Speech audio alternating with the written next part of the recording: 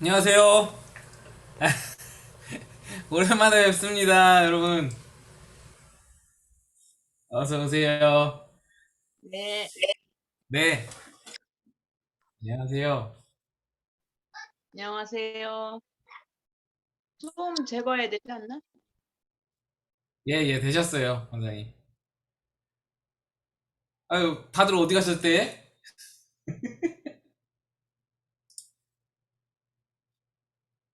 비밀번호 몰라서 못 들어오시나?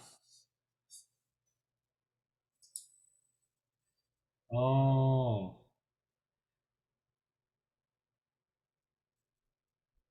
어서 오세요. 집사님 안녕하세요, 황 집사님 안녕하세요. 황 집사님은 어디세요? 파주? 안 들려요.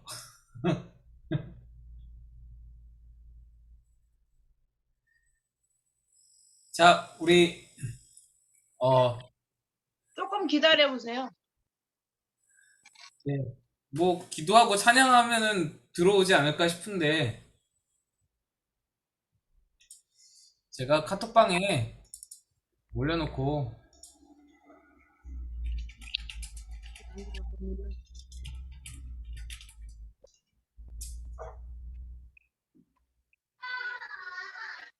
빨리 안 들어와서 목사님 시작 못 하시고.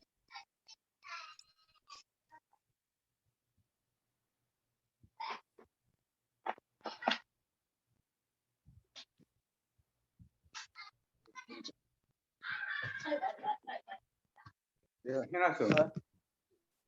지금 해놨어. 안 들려.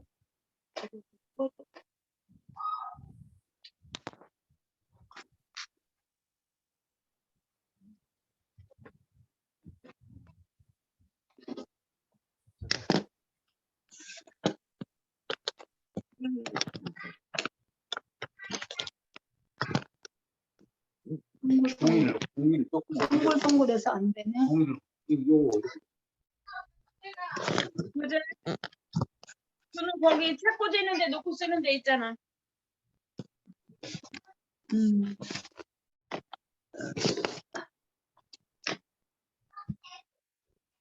안녕하세요.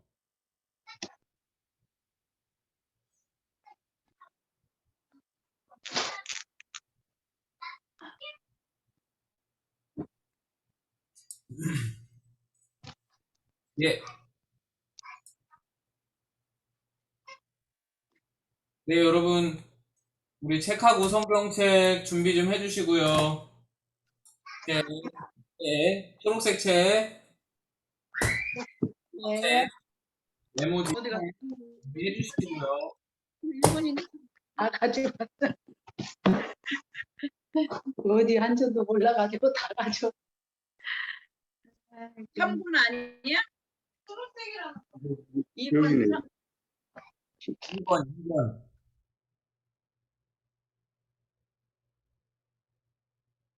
목사님, 3건이에요? 2건이에요? 2번. 초록색 책.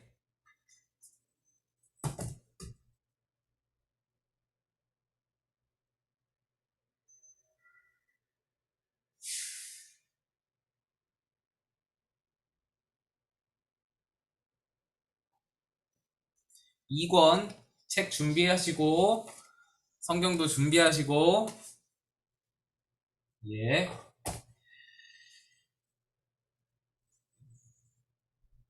좋습니다. 우리 기도하고 시작하도록 하겠습니다. 제가 기도하겠습니다. 은혜로우신 하나님 아버지, 오늘 우리에게 우리 집 말씀학교 귀한 시간을 허락하여 주심에 감사를 드립니다.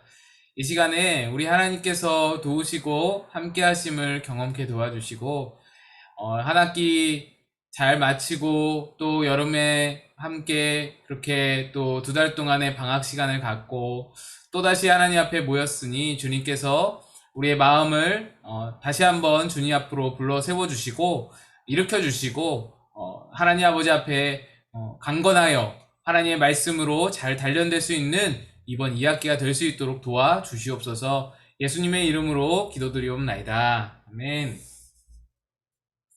예, 2학기 때는 여러분 찬양을 기타 치면서 안 하고 우리 찬양 틀고 MR 틀고 아니 저기 유튜브로 틀고 그 다음에 같이 따라 부를 거예요. 그래서 네, 제가 가사를 화면을 준비했고요. 오늘 함께 부를 찬양은 바로 이 찬양입니다. 주의 보좌로 나아갈 때에, 여러분 아시죠? 예, 이 찬양 같이 찬양하겠습니다.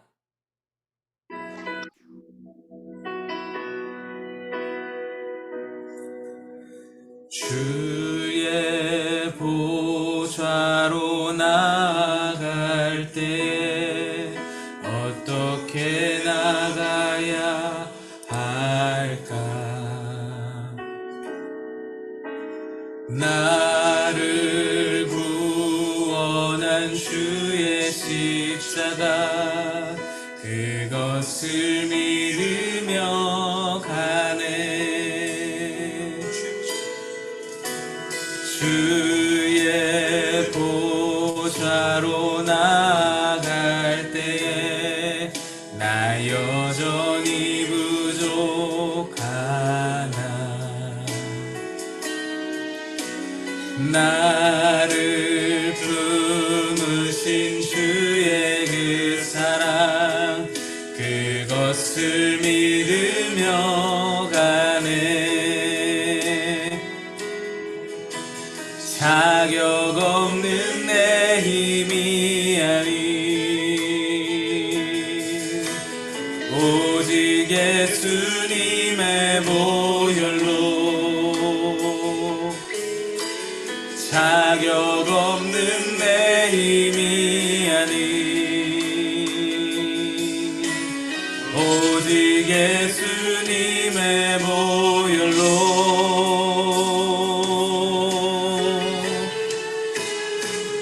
십자가의 보혈 완전하신 사랑 힘입어 나갑니다.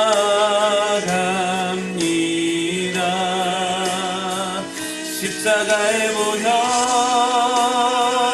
완전하신 사랑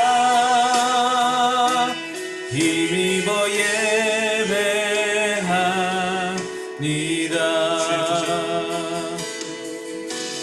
주의 보좌로 나갈 때에 어떻게 나가야 할까? 나를 구원한 주의 십자가 그것을 믿으며 가네. 주의 보좌로 나갈 때에 나 여전히 부족하나. 나를 품으신 주의 그 사랑 그것을 믿으며 가네. 자격 없는 내 힘이 아닌 오직 예수님의 보혈로 자격 없는 내 힘이 아닌 오직 예수님의 보혈로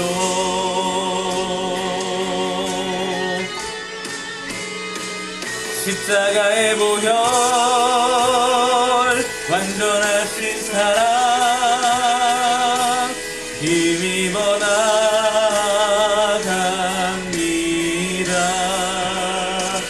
십자가의 보혈 완전하신 사랑 힘입어 예배합니다.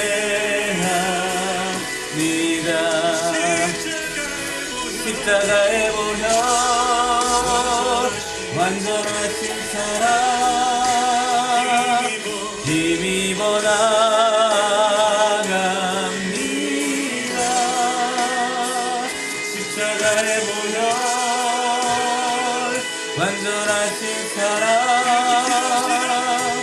힘입어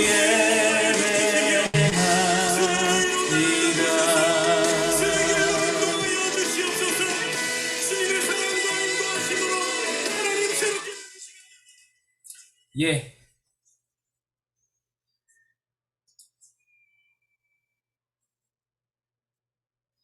네, 찬양 잘 들리셨죠?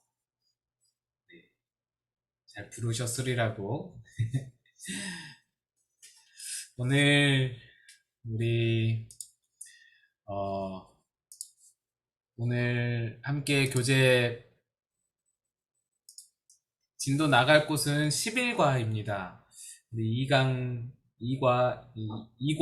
11과이거든요. 2권의 11과. 두 달 동안 어떻게 보내셨는지 우리 많이 궁금하시겠지만 우리 강의 끝나고로 조금 이야기 나누는 거는 미루고요. 우리 먼저 11과 보겠습니다. 제목 제가 읽겠습니다. 의롭다함을 받은 은혜, 의롭다함을 받은 은혜.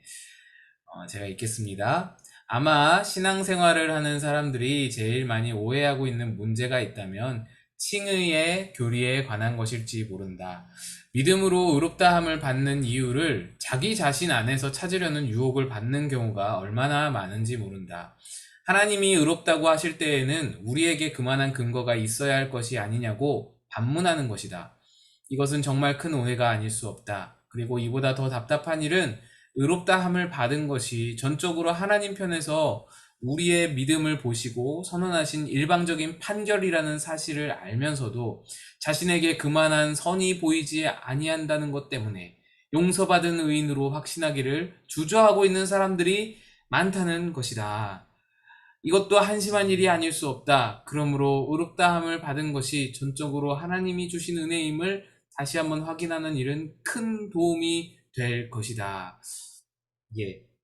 우리가 이전에 구원의 확신에 대해서도 배웠었고, 또 믿음에 대해서도 배웠었고, 그런데 문제는 우리가 구원을 받은 자인데, 이 구원을 유지하기 위해서, 또는 이 구원에 내가 어떤 행한 의가 좀 포함되어 있다라는 생각을 한다라는 것이죠. 그거는 오해고 그건 착각이다.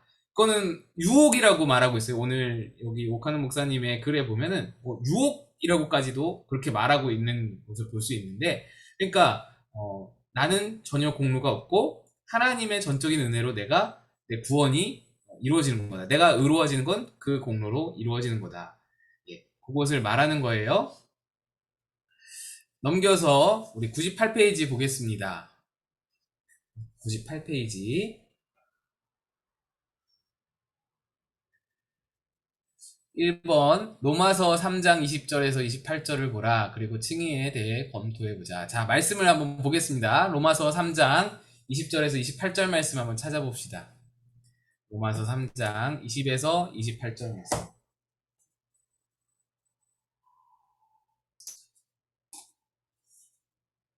예, 성경 로마서 3장 20에서 28절까지 말씀 읽기를 시작합니다. 함께 읽습니다. 시작. 그러므로 율법의 행위로 그의 앞에 의롭다 하심을 얻을 육체가 없나니 율법으로는 죄를 깨달음이니라.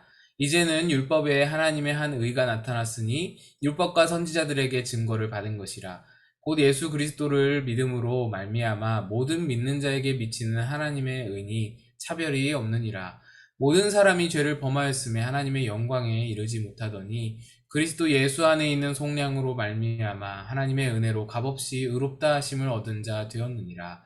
이 예수를 하나님이 그의 피로써 믿음으로 말미암는 화목제물로 세우셨으니 이는 하나님께서 길이 참으시는 중에 전에 지은 죄를 간과하심으로 자기의 의로우심을 나타내려 하심이니 곧 이때 자기의 의로우심을 나타내사 자기도 의로우시며 또한 예수 믿는 자를 의롭다 하려 하심이라. 그런즉 자랑할 때가 어디냐 있을 수가 없느니라. 무슨 법으로냐 행위로냐 아니라 오직 믿음의 법으로니라. 그러므로 사람이 의롭다 하심을 얻은 것은 율법의 행위에 있지 않고 믿음으로 되는 줄 우리가 인정하노라.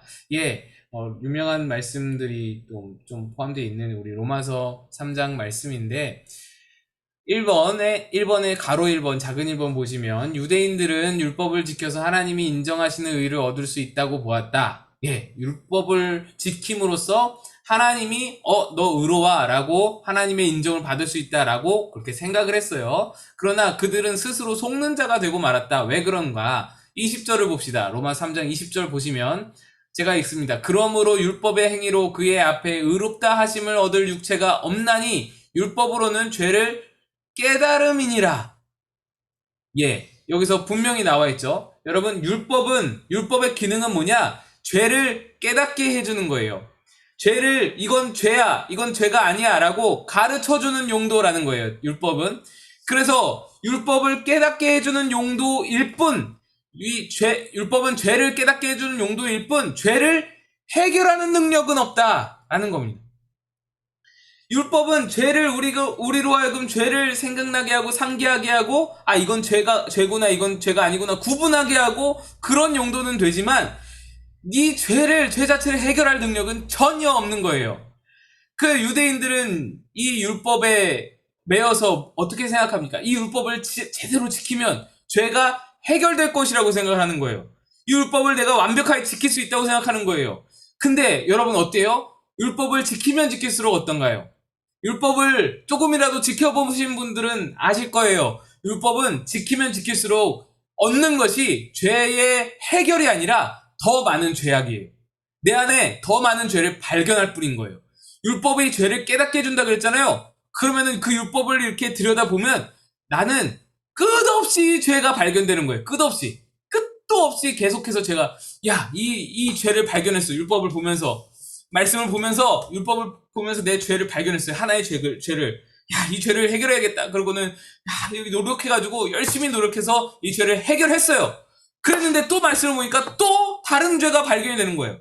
여러분 이게 끝도 없이 이어지는 게 바로 율법의 기능이에요. 율법의 기능은 죄를 발견하게 해주는 거예요. 그런데 유대인들은 거기서 속는 거예요. 내가 이 모든 것들을 다 지키면, 그래서 죄를 짓지 않으면 내가 완전히 해방이 될 수 있다. 완벽할 수 있다. 하나님께 의롭다 칭함을 받을 수 있다. 라고 생각을 한 거예요. 그래서 그들은 속았다라는 것이죠.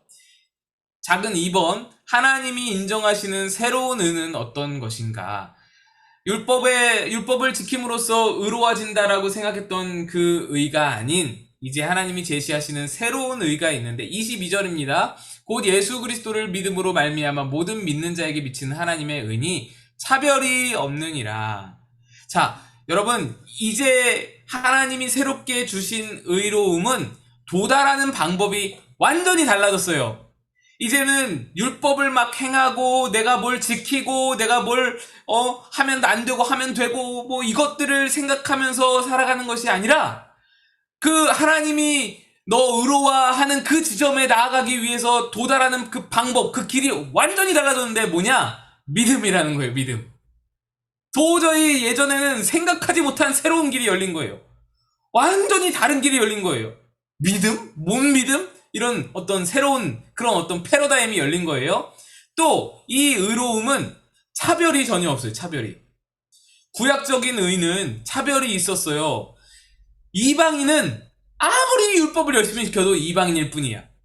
이방인은 아무리 율법을 지켜도 혈통 자체로 민족적인 그런 혈통 자체로 이미 구원이 글렀어요. 그러니까 넘사벽이 있는 거예요. 넘사벽. 민족적인 어떤 넘사벽이 있어요. 넘지 못할 그런 어떤 벽이 있다라는 거예요.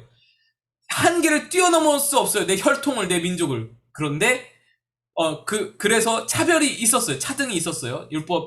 구약 시대에는. 또 율법을 얼마나 잘 지키느냐에 또 차별이 있었죠. 그게 율법을 잘 지키면서 민족도 유대 민족이면 하나님의 인정을 받는 의에 이룰 수 있다. 요것이 구약의 시대인데 이제는 그게 없어졌다는 거예요. 차별이 없는 거예요. 차별이. 여러분 저나 여러분이나 하나님이 바라보실 때에는 똑같은 존재라는 거를 잊지 마셔야 되고 저나 여러분뿐만 아니라 더 나가볼까요? 박종철 목사님이나 여러분이나 또는 대단한 목사님 누구 있어요? 옥하는 목사님, 한경진 목사님, 대단한 목사님, 그런 목사님들이나 여러분이나 다를 바가 없다라는 거예요. 다를 바가. 차별이 없다라는 거예요. 더 나가 볼까요? 사도 베드로나 여러분이나 사도 요한이나 여러분이나 다를 바가 없다. 하나님 보시기에 똑같아요. 이제는 차별이 없어요. 믿음 하나만으로 하나님이 의롭다고 여기실 수 있다는 거예요. 에이, 그래도 목사님, 사도 바울은 좀 아니지. 사도 바울은 좀 다르죠. 다윗은 좀 다르죠. 우리랑 좀 다르잖아. 이사야는 좀 다르죠. 엘리야는 좀 다르죠. 아니라는 거예요. 그래서 여러분 성경을 읽으실 때 그런 분들 계세요. 바울이 뭐 유라굴로를 만났을 때 어떻게 했고, 바울이 감옥에 갇혔을 때 어떻게 했고, 바울과 실라가 감옥 속에서 찬양을 했고, 이런 말씀 들으면은 에이, 그거는 바울이니까 가능하지. 나는 그렇게 못해. 아니, 나는 안 돼요. 이게 아니라는 거예요. 그 하나님 말씀에도 있잖아요. 엘리야는 우리와 성정이 같다. 엘리야뿐만 아니라 바울도, 모든 사람도 다 우리와 성정이 같은 거예요. 그러니까 성경을 그렇게 받아들일 수 있어야 돼요. 나와 엘리야가, 나와 바울이 이제는 동등하다. 동등하다. 하나님 앞에서 우리는 동등한 하나님의 자녀다. 누굴 더 사랑하고 누굴 특출나게 뭐 더 예뻐하시고 그런 게 아니고 이제 동등하게 사랑하신다. 이걸 꼭 여러분 마음 가운데 믿으셔야 돼요. 이 믿음이 없으면은 우리의 신앙 자체가 흔들릴 수밖에 없습니다. 작은 3번 보겠습니다. 의롭다함을 받는다라고 했어요. 의롭다함을 받는다라는 말은 우리에게 있는 어떤 의가 조건이 되어 의인으로 인정받는 것을 의미하지 않는다. 자, 여러분, 의롭다함을 받는다라고 했어요. 우리가 그 바울의 신학 뭐 이런 거 말할 때 뭐라고 말하죠? 믿음으로써 의롭게 된다. 이거를 유식한 말로 한자로 뭐라고 하죠? 이신칭이라 그래요. 이신칭이. 들어본 적 있으세요? 이신칭의. 이게 뭐냐면 로서, 뭐뭐로서, 이 자가 그런 거고, 뭐뭐로서, 신이 믿을 신이고, 칭하다라는 거죠. 의롭다고 칭해진다. 그러니까 믿음으로써 의롭다고 칭해진다라는 거예요. 의롭다고 여겨진다. 그래서 여러분 좀 이상하잖아. 의롭게 된다가 아니라, 믿음으로써 의롭게 된다가 아니라, 믿음으로써 의인이 됐다가 아니라 의롭게 칭해진다라는 거예요. 칭하는 거는 의인이랑은 다르잖아요. 칭하는 거는 의인이라고 부르는 거잖아요. 좀 다르다고요. 어감이 좀 달라요. 자, 여기서도 의롭다함을 받는다라고 했어요. 자, 근데 이 문제를 먼저 다루고 그 문제를 조금 해봅시다. 반대로 의로운 데가 하나도 없는 자를 하나님 편에서 일방적으로 의인으로 인정해 주시는 것을 말한다. 다시 말해서 의인도 아니요, 의인이 될 수도 없는 죄인을 의인이라고 보시고 대우해 주신다라는 말이다. 제 말이랑 좀 비슷해서 가죠. 얼마나 모순 같은 이야기인가. 자, 우리가 죄인인데 우리를 의인으로 바꾸시는 게 아니라 의인이라고 말해 주신다는 거예요. 의인으로 대우해 주신다는 거예요. 25절, 26절을 가지고 이런 모순 같은 일이 어떻게 해서 우리에게 실제로 일어날 수 있는지를 말해보라. 25절, 26절을 읽어보면 사실 어려워요. 이 말씀 읽어도 잘 이해가 안 되실 텐데 제가 한번 일단 읽어볼게요. 이 예수를 하나님이 그의 피로써 믿음으로 말미암는 화목 제물로 세우셨으니 하나님께서 길이 참으시는 중에 전에 지은 죄를 간과하심으로 자기의 의로우심을 나타내려 하심이니 곧 이때에 자기의 의로우심을 나타내사 자기도 의로우시며 또한 예수 믿는 자를 의롭다 하려 하심이라. 자, 여러분, 여기에 중요한 말이 두 가지 나오는데 화목제물로 세우셨다라는 말과 지은 죄를 간과하셨다라는 말이에요. 화목제물이 뭐냐? 화목제물은 관계 회복을 위한 제물이에요. 이름에 나와 있잖아요. 화목하게 하는 제물이에요. 화목하게 하는. 그래서 무슨 용도냐? 하나님과 인간의 틀어진 관계, 죄로 말미암아 깨어진 관계를 회복시키는 중재자 역할을 하는 거예요. 이게 뭐냐? 깊은 의미로 들어가면은 이 사람이 원수가 됐잖아요. 원수. 그러니까 상대가 나한테 큰 잘못을 했어요. 원수가 됐어. 근데 그래서 이 사람과 내가 진짜 원수지간이 됐는데 이 사람을 위해서 어떤 중재자가 나타났어요. 어떤 중재자가 나타나서는 이 사람, 내 원수가 된 그 사람을 위해서 모든 희생을 다 치러서 이 사람을 위해서 나한테 보상을 다 해주는 거예요. 차고 넘치게 보상을 해주는 거예요. 내가 손해본 거, 이 사람 때문에 손해본 거, 그 손해의 10배 이상으로 보상을 다 해줬어요. 예를 들어서 이 사람이 내 차에 열쇠로 제가 설계에서 말했듯이 그림을 그려놨어요. 막 낙서를 해놨어요. 그래가지고 제가 너무 화가 나서 이 사람 쳐다도 안 봐요. 이 사람은 완전 나쁜 사람이 되어버렸어요. 근데 어떤 사람이 나타나서 이 사람을 용서해 주시오 하고는 새 차를, 그것도 최고급 승용차를 너한테 사줬어요. 그러면서 요구하는 거야. 이 사람이 열쇠로 당신의 차에 한 짓을 잊어주세요.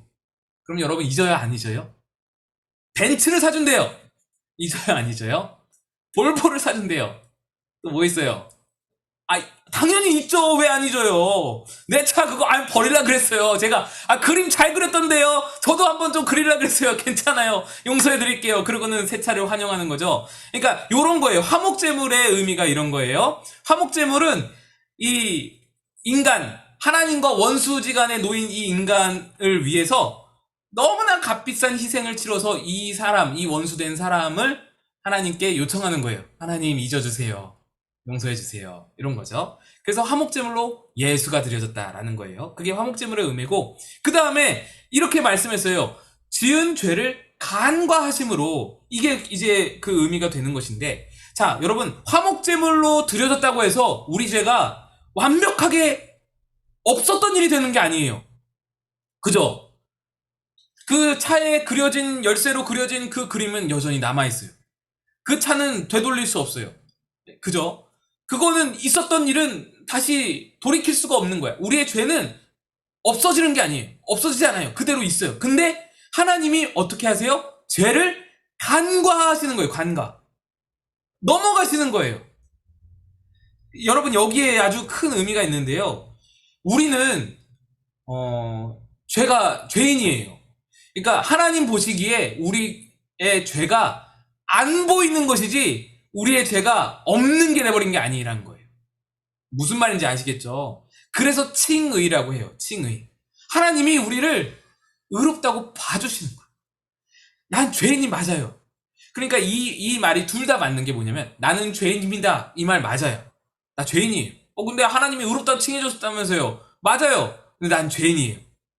그럼 또 하나님 앞에서 나는 의롭게 보입니다. 나는 의로운 사람이 되었습니다. 이 말도 맞아요. 하나님 앞에서.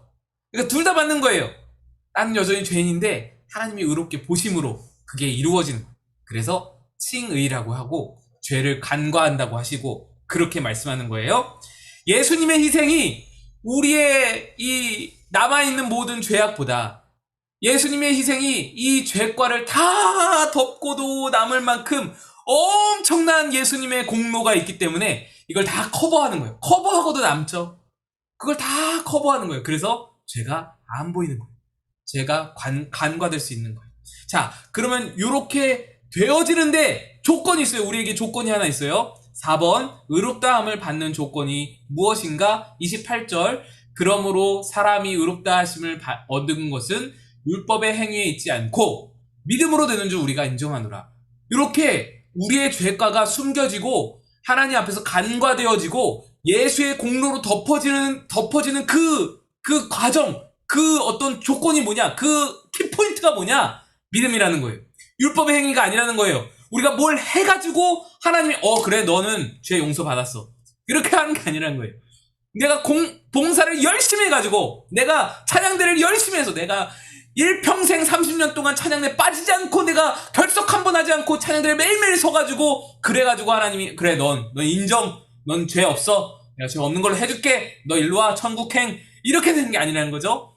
하나님이 무조건적인 은혜로 예수로 말미암아 내게 덮어졌으니까, 내 죄가 안 보이니까 너 의인이네, 너 의인의 옷을 입었네, 일로와, 이렇게 되는 거예요. 그 과정 가운데 믿음이 있다.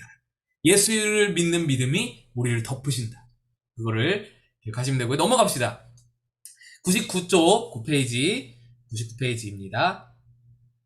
작은 5번 보시면 24절을 보면 우리의 가슴을 뭉클하게 하는 세 가지 놀라운 말이 들어있다. 그것이 무엇인지 지적하라. 24절을 성경 보시면 이렇게 되어 있습니다. 그리스도 예수 안에 있는 속량으로 말미암아 하나님의 은혜로 값없이 의롭다 하심을 얻은 자가 되었느니라. 여기서 가슴을 뭉클하게 하는 세 가지 놀라운 말, 여러분 무엇이 있나요? 가슴이 사실은 잘 뭉클해지지 않잖아요. 저도 그랬어요. 여러분만 그런 거 아니에요. 저도 이게 뭔 뭉클을 그런 생각 들었어요. 자, 근데 굳이 찾아보자면 이겁니다. 속량, 첫 번째 속량, 그 다음에 하나님의 은혜, 그리고 값없이 세 단어예요. 굳이 의미가 깊이 담겨 있는 세 단어. 속량, 하나님의 은혜, 그리고 값없이. 이게 무슨 의미인지는 대충 아시죠? 속량은요 뭐냐면 그런 거 있잖아요. 몰락한 양반의 가문에 예쁜 딸이 있어요. 막내딸. 너무 예뻐. 너무 예쁜 딸인데 몰락한 양반의 가문이라서 더 이상 그 밥을 먹을 데가 없어. 그 먹을 수 있는 곡물이 없어. 곡식이 없어. 그래서 빌려요. 곡식을 빌려. 돈을 빌려. 근데 갚을 능력이 없어. 그래서 그 채권자가 찾아와요. 당신 왜 돈 안 갚아? 돈 갚아 이 사람아. 그래서 몇 달을 그렇게 찾아와서 독촉을 했는데 못 갚아. 능력이 없어. 그때 그 채권자가 마지막으로 하는 말이 내일까지 안 갚으면 당신 막내딸 내가 데려갈 거야. 이렇게 되는 거예요. 그래서 그 내일까지도 못 갚아가지고 막내딸이 이제 끌려가게 생겼어요. 그래서 막 끌려가고 있어. 그래서 노예로, 종으로 이제 사는 거야. 부모가 이 딸을 뺏기면서 얼마나 울겠어요. 얼마나 슬프겠어요. 근데 그 상황에서 이 막내딸을 흠모하던 어떤 양반집 도련님이 나타나서는 내가 그 빚을 다 갚겠소. 내가 다 그것을 처리해 주겠소. 내 돈으로 다 그 값을 지불하겠소. 해가지고 지불해서 그 딸을 노예 신분에서 해방해서 다시 이 집의 규수로 돌려보내는 거예요. 이게 바로 속량이라는 단어예요. 예수님이 하신 일이죠. 우리에게 하신 일. 죄의 노예로, 사단의 노예로 잡혀갈 수밖에 없는 우리를 예수님이 희생을 치러서 하나님의 저주 안에 살 수밖에 없는 우리를 예수님이 희생을 치러서 우리를 하나님의 사랑으로 돌려놓으신 것. 이게 속량이죠. 그 다음에 하나님의 은혜라는 단어는 뭐냐면 예수님이 속량하심을 이뤘어요. 이 놀라운 일을 이뤘어요. 우리를 그 노예에서 해방하셔서 우리를 값을 다 예수님이 지불하시고 우리를 딱 건져냈었어요. 근데 이렇게 건져냈는데 부모님이 난 당신의 그 도움 받지 않겠습니다. 이렇게 거절해버리면 나는 당신의 도움 필요 없습니다. 데려가세요. 이렇게 되면 반전이죠. 그러면은 이제 어쩔 수가 없는 거예요. 예수님이 아무리 우리를 속량하셨더라도 하나님이 그래 내가 우리 내 아들 내 동생자의 그 공로로 말미암아 너의 죄를 덮어줄게 라는 하나님의 은혜로운 마음이 없었으면 우리는 끌려갈 수밖에 없는 거예요. 야 너의 죽음으로도 제 죄는 용서받을 수 없어. 제 죄가 얼마나 극악무도한지 몰라. 저거는 처벌받아야 돼. 저거는 마땅히 값을 치러야 돼. 하나님이 이러셨으면 끝나는 거예요. 근데 하나님이 은혜로 수용하신 거예요. 물론 하나님의 사랑이 이 모든 것을 다 계획하셨죠. 예수님을 돌아가게 십자가에 못 박이신 것도 다 하나님의 사랑이죠. 계획이시죠. 근데 아무튼 그 계획마저도 다 하나님의 은혜라는 것이죠. 그 다음에 그렇게 다 일이 이루어졌어요. 그래서 내가 돌아왔어. 돌아왔는데 이 도련님이 그럴 수 있잖아요. 자, 내가 이만큼 값을 치렀으니 당신도 나에게 뭔가를 해줘야 되지 않겠습니까? 앞으로 우리 집에 매달 얼마씩 지불하십시오. 뭐 이런 거 조건을 걸 수 있잖아요. 근데 그러지 않았다는 하나님이 우리에게 베푸신 일에 대해서 값 없이 아무 조건 없이 우리에게 주셨다. 공짜로 주셨다. 여러분이 자녀들 밥을 차려주시면서 매 끼니마다 그냥 엄청난 희생을 치르잖아요. 여름에 더운데 그 불 앞에서 얼마나 고생하세요. 국 끓이고 반찬하고 얼마나 더운데 땀 뻘뻘 흘리면서 고생하시잖아요. 또 너무 바쁜데 바쁜 시간 쪼개가지고 저녁 식사 차려주잖아요. 우리 자녀들 위해서. 또 밖에서 일하시는 분들도 열심히 벌어서 열심히 정말 고생하고 막 싫은 소리 듣고 막 스트레스 받고 그러더라도 우리 자녀들을 생각하면서 견디잖아요. 그렇잖아요? 박태양 집사님, 문희 집사님 그렇죠? 우리 예영이 생각하면서 견디시잖아요. 출근하기 싫어도 견디시잖아요. 그런 게 있단 말이죠. 우리가 다 부모라면. 근데 그러면서 우리 예영이에게 또 우리 자녀들에게 우리 진리에게 한 번이라도 너 밥값 내! 뭐 이런 적이 있냐는 거죠. 너 밥값도 못하면서 이러지 않는다라는 거예요. 그러니까 값없이 주시는 하나님의 은혜가 우리가 부모가 자녀들에게 주는 은혜와 이렇게 비할 수 있다라는 것이죠. 그래서 6번을 보시면 그 단어들이 나옵니다. 당신은 구속으로 말미암아 이 옛날 성경을 인용해서 그러는데 속량으로 말미암아 값없이 차별 없이 은혜로 의롭다함을 받는 이 감격을 언제 어떻게 알게 되었는가. 그러니까 이 단어가 감격스럽다는 거예요.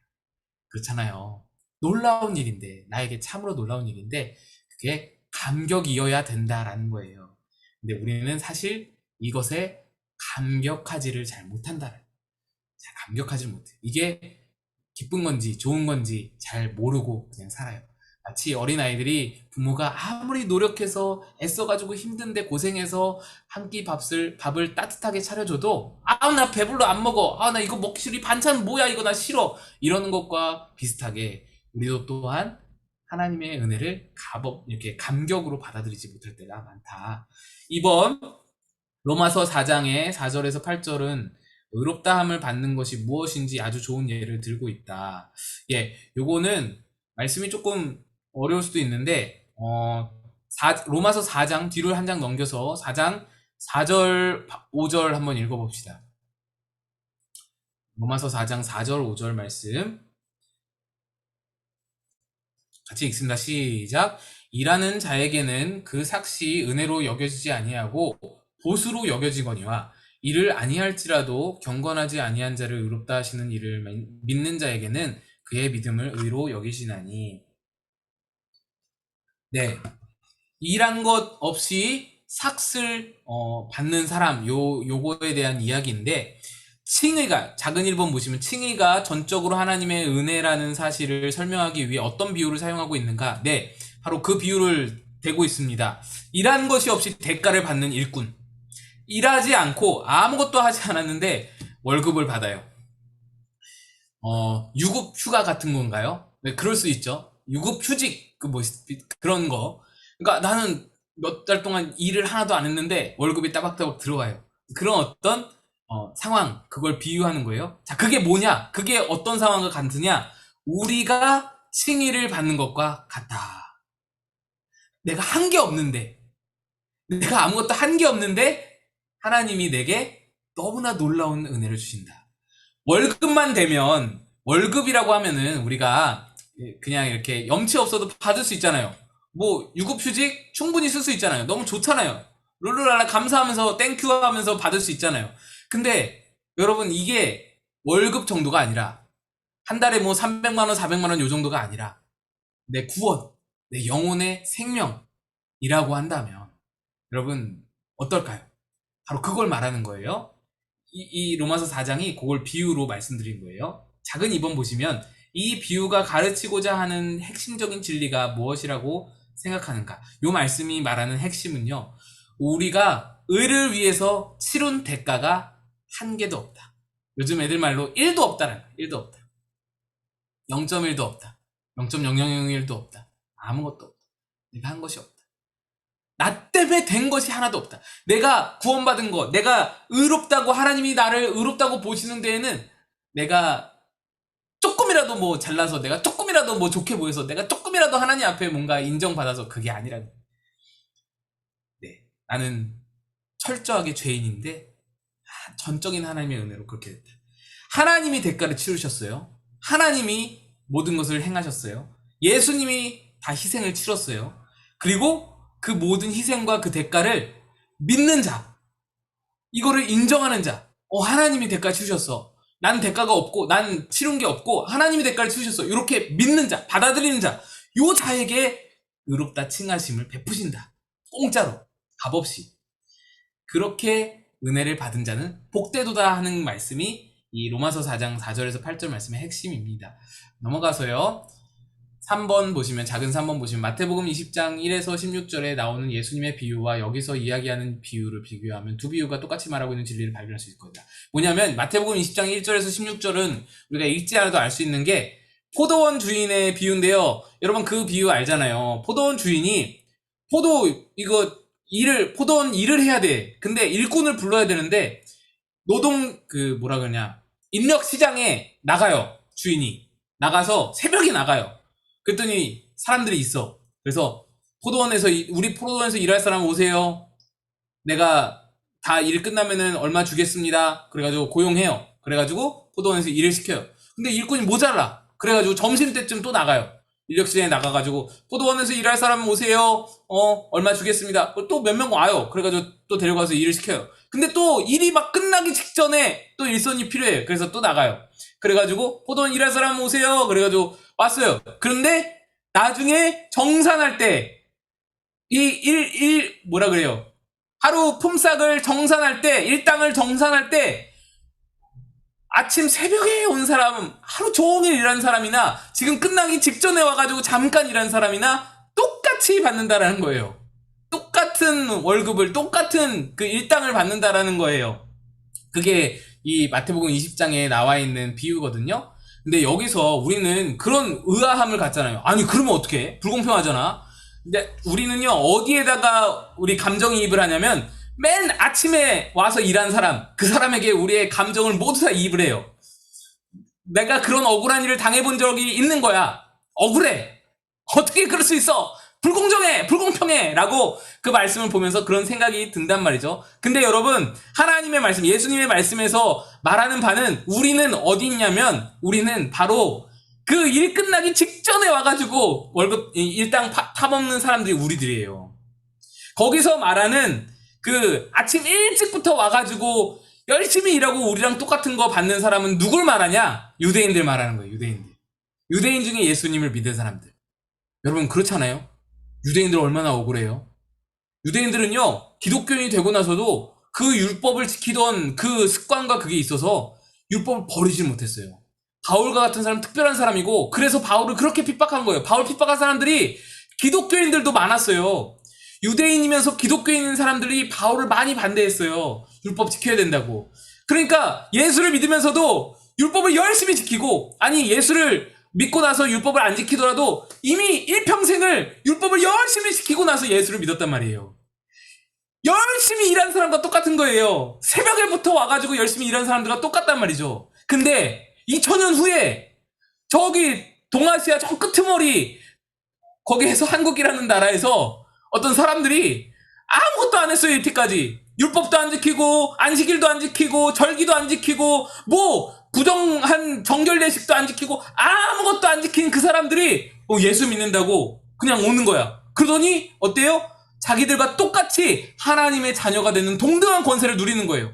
천국 백성이 되는 동등한 그 일당을 똑같이 받는 거예요. 품삯을 똑같이 받는 거예요. 그 사람들이 기분 나빠야죠. 우리가 기분 나쁠 일이 아니에요. 그러니까 우리는 가장 끄트머리에 예수를 이 일당을 받은 가장 끄트머리에 일 쬐끔하고 아무것도 안 하고 일당 받은 사람들이란 거예요. 내가 모태신앙인데 내가 억울하다 이런 생각하지 마세요. 아니 비교도 안 되는 거예요. 비교도 안 돼. 나는 30년을 믿었고 저 사람은 1년 믿었는데 나랑 저랑 같이 똑같이 구원을 받는다니 억울하다 이런 생각하지 마세요. 아무것도 아니에요. 30년 뭐 믿고 그거 율법을 지킨 유대인들 그들이나 1년 믿고 예수님 믿고 천국 가는 사람들이나 똑같은 구원 받는 거예요. 그걸 말씀하는 거예요. 마태복음 20장은. 예. 3번 넘어가서 로마서 8장 31에서 34절에서 바울은 값없이 은혜로 의롭다함을 받은 감격과 확신을 이기지 못해 큰 소리로 하나님 찬양하고 있다. 예. 이 로마서 8장 31절 34절 읽어보면은 바울의 감격이 묻어나 있어요. 한번 봅시다. 로마서 8장 31에서 34절 우리 한번 읽어보면 바울의 감격이 좀 느껴질 수 있어요. 잘 안 느껴질 수도 있어요. 예, 근데 한번 느껴보려고 노력을 해보시면서 읽어보세요. 로마서 8장 31에서 34절 읽습니다. 시작. 그런즉 이 일에 대하여 우리가 무슨 말 하리요? 만일 하나님이 우리를 위하시면 누가 우리를 대적하리요? 자기 아들을 아끼지 아니하시고 우리 모든 사람을 위하여 내주신 이가 어찌 그 아들과 함께 모든 것을 우리에게 주시지 아니하겠느냐? 누가 능히 하나님께서 택하신 자들을 고발하리요? 의롭다 하신 이는 하나님이시니 누가 정죄하리요? 죽으실 뿐 아니라 다시 살아나신 이는 그리스도 예수시니 그는 하나님 우편에 계신 자요 우리를 위하여 간구하시는 자시니라. 예, 이게 바울의 지금 구원을 향한 감사의 찬양인데 작은 2번 보시면 바울이 말하려고 하는 골자가 무엇인지 한마디로 요약하라.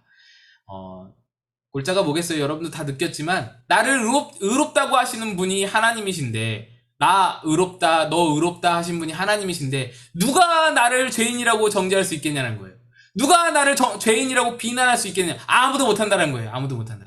여러분 마음속에서 누군가가 너 죄인이잖아.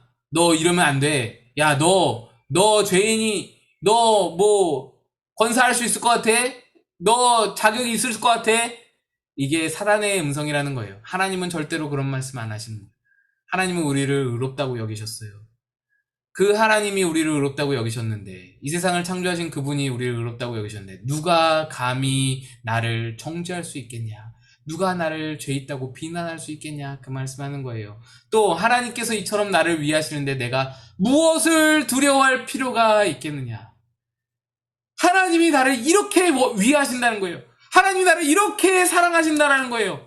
하나님의 사랑이요, 보통 사랑이 아니라는 거예요. 나를 의롭다 여기게 하시기 위해서, 그 일을 이루시기 위해서 아들을 죽기까지 내어주신 그 사랑이 나를 향하고 있는데, 아들을 주신 분이 아들과 함께 뭔들 못 주시겠냐는 거예요. 그러니 세상 가운데서 두려워할 이유가 전혀 없다는 거예요. 왜 두려워하냐는 거예요. 바울이 그 말을 하는 거예요. 어떠한 것도 나를 두렵게 할 수 없어요. 하나님의 그 사랑에서 나를 끊을 수가 없는 거예요. 이로써 누구도 내 기쁨을 빼앗을 수 없고 어떤 것도 내가 가진 행복을 무너뜨릴 수 없다는 거예요. 하나님과 내가 연결되어 있는 상태이면, 내가 등 돌리지만 않으면, 내가 하나님을 멀리 떠나지만 않으면 이 연결이 끊임없이 이어지면서 내 안에 있는 기쁨과 행복은 아무리 세상에 좋은 돈이라고 할지라도, 아무리 높은 권력이라고 할지라도 이거는 끊어지지 않고 빼앗길 수 없는 거예요. 그래서 억만금보다 가치 있는 복음의 능력이 바로 이것인 거예요. 세상 어떠한 가치 있는 보석보다 보화보다 더 가치 있는 것이 바로 이 내 마음에 있는 복음이라는 거예요.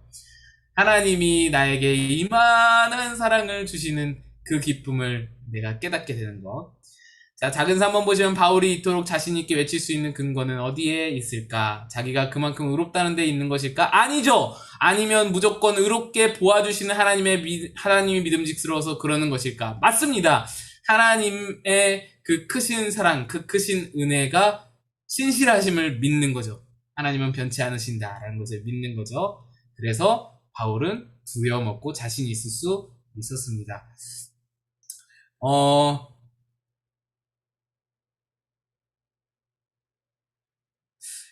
우리 시간이 많이 지나가가지고 우리 작은 5번, 괄호 5번 한번 봅시다. 하나님께서 우리를 정죄할 수 없고 버리실 수 없는 근본적인 이유는 예수 그리스도에게 있다. 왜 그런가? 로마서 8장 34절 봅시다. 읽어봅니다. 누가 정죄하리요? 죽으실 뿐 아니라 다시 살아나신 이는 그리스도 예수시니 그는 하나님 우편에 계신 자요 우리를 위하여 간구하시는 자니라. 우리는요, 우리의 공로로 의롭다 여김을 받은 게 아니기 때문에 그게 은혜예요. 왜냐하면 우리의 공로로 구원을 받았다면, 만약에 우리가 그 공로를 뛰어넘는 죄악을 범한다면, 우리가 어떤 공로를 이루어서 하나님께 은혜를 받고 구원을 받았는데 그 공로를 넘어서는 어떤 죄를 우리가 저질렀다면 그 공로가 다 취소될 거 아니에요. 그러면 우리는 구원이 취소되는 거예요. 하나님이 야, 쟤는 안 되겠다, 지난번에는 잘하더니 이제는 안 되겠다 하고는 우리 구원이 취소될 수도 있는 거예요. 그런데 우리는 우리 공로로 구원받은 게 아니라 예수 공로로 구원을 받았어요. 근데 예수님은 그 공로를 이루신 후에 그 공로를 뒤집을 만한 어떠한 악도 죄악도 행할 일이 없는 거예요. 예수님이 갑자기 돌변해서 죄를 범하거나 악을 저질 수 없는 거예요. 그분은 끝까지 신실하신 주님이시고 끝까지 우리를 사랑하시는 주님이시며 죽음마저도 사망마저도 이기시고 부활하신 예수님, 거기다가 지금도 우리를 위해서 간구하시는 분이시니 문제없다라는 거예요. 이 구원이 바뀔 이유가 없다, 바뀔 수가 없다, 그걸 말하는 거예요. 넘어갑시다. 쭉 넘어가고요. 우리 맨 뒷면에 교리 요약이라고 되어 있는 부분이 있어요. 102페이지 교리 요약, 이 부분을 읽어봅시다. 한번 우리 정리하면서, 배운 것을 정리하면서 쭉 한번 읽어볼게요. 102페이지 교리 요약 시작. 의롭다 함은 우리의 믿음을 보시고 주시는 하나님의 선물이다. 이것은 우리의 행위나 선한 상태와는 전혀 관계가 없다. 이것은 믿는 자를 하나님 편에서 일방적으로 의롭다고 선언해 주시는 것이다. 하나님이 그렇게 하시는 근거는 예수 그리스도의 구속 사역 때문이다. 우리 편에서 볼 때 자신에게 많은 악의 요소가 있다고 해도 그것으로 의롭다함을 받은 사실이 의심받을 수 없다. 의롭다함을 받았다는 사실이 다시 죄를 짓지 않는다는 것을 의미하는 것은 아니다. 요거 중요한데요. 우리가 죄가 없어지는 거 아니라고 했죠. 우리 죄성이 없어지는 거 아니에요. 죄성은 그대로 있는데 하나님이 의롭다고 보시는 거예요. 칭하시는 거예요. 그러니까 우리는 또 죄를 지을 수밖에 없어요. 이거를 잘 기억하셔야 돼요. 죄를 또 짓는다고 해서 난 구원 못 받나 봐 이런 생각하지 마시라는 거예요. 내가 계속해서 반복해서 죄를 짓는다고 해서 나 어떻게 나 천국 못 가면 어떻게 이런 생각하지 마시라는 거예요. 그게 사단이 주는 마음이고 그게 의심이고 그게 불신이에요. 네. 마지막, 만일 칭의의 은혜를 받지 못했다면 날마다 죄를 회개할 필요가 없을 것이다. 몸이 더러운 자를 발만 씻긴다고 해서 깨끗해질 수 없기 때문이다. 칭의야말로 우리가 날마다 회개할 수 있는 터전인 것이다. 예, 칭의로 말미암아 그 큰 은혜를 받고 보니 내가 끊임없이 하나님 앞에 잘못하는 게 얼마나 염치 없어요. 얼마나 부끄러워요. 하나님의 크신 사랑을 바라보니 내가 얼마나 부족해요. 그러니까 날마다 회개하게 되는 거예요. 날마다 하나님 앞에 눈물 쏟으면서 회개하게 되는 거예요. 내가 또 이랬어요. 하나님 잘못했어요. 예, 이렇게 된다라는 거예요. 자, 여기까지 이제 오늘 강의를 마쳤고요. 다음 주 암송 구절, 이번 주는 암송을 뛰어넘었는데 어쩔 수가 없을 것 같고요. 다음 주 암송 구절은 로마서 8장 26절입니다. 여러분 가까이 있죠? 지금 성경 8장 펴져 있을 텐데 로마서 8장 26절 말씀 우리 한번 같이 읽어보겠습니다. 시작. 이와 같이 성령도 우리의 연약함을 도우시나니 우리는 마땅히 기도할 바를 알지 못하나 오직 성령이 말할 수 없는 탄식으로 우리를 위하여 친히 간구하시느니라. 아멘. 예, 요 말씀 다음 주까지 외워오시기 바랍니다. 우리 예영이도 잘 외워오시기 바랍니다.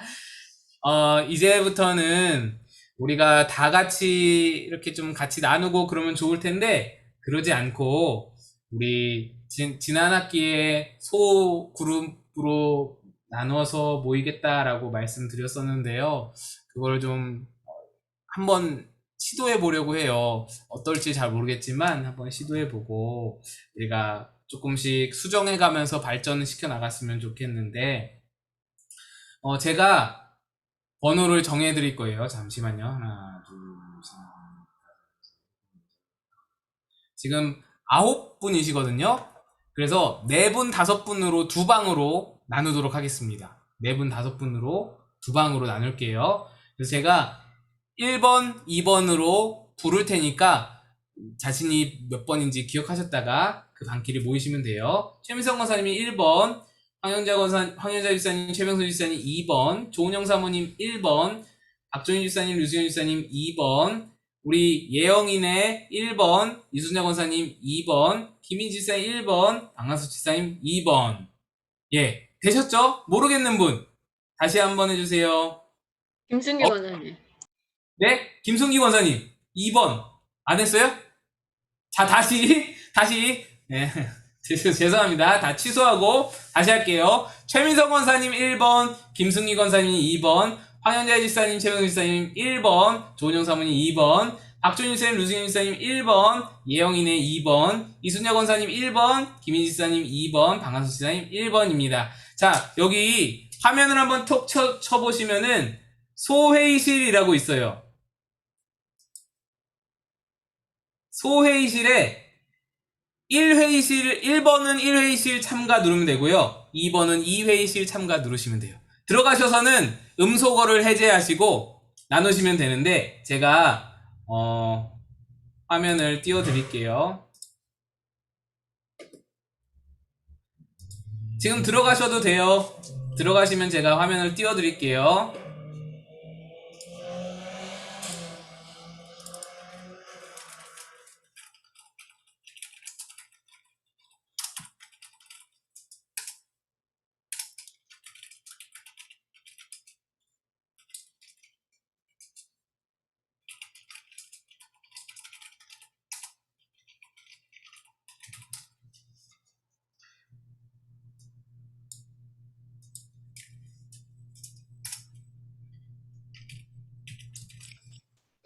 목사님, 네.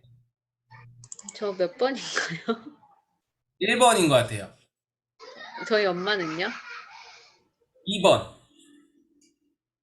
잠시만요. 아, 저 1번으로 넣어주세요, 목사님. 예.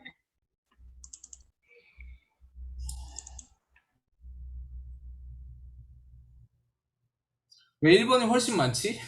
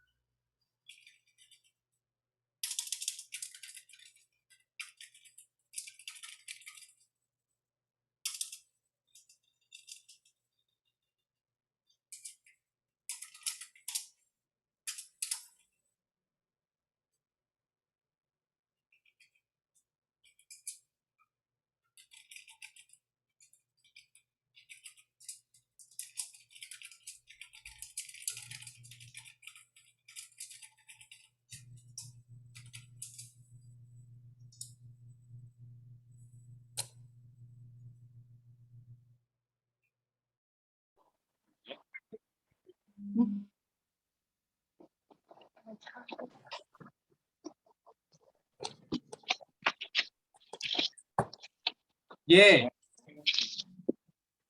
목사님, 네. 소회실에서 뭐 해야 되는지 여쭤보시네요. 제가 잠시만요. 왜 그쪽으로 다 갔어? 1방으로? 2방에 세 사람 붙는데. 왜 다 1방으로 다 가버렸어? 잠시만요. 제가 나가야 될 것 같아요. 잠깐만요. 밖에 없어. 목사님이 계획이 없어요.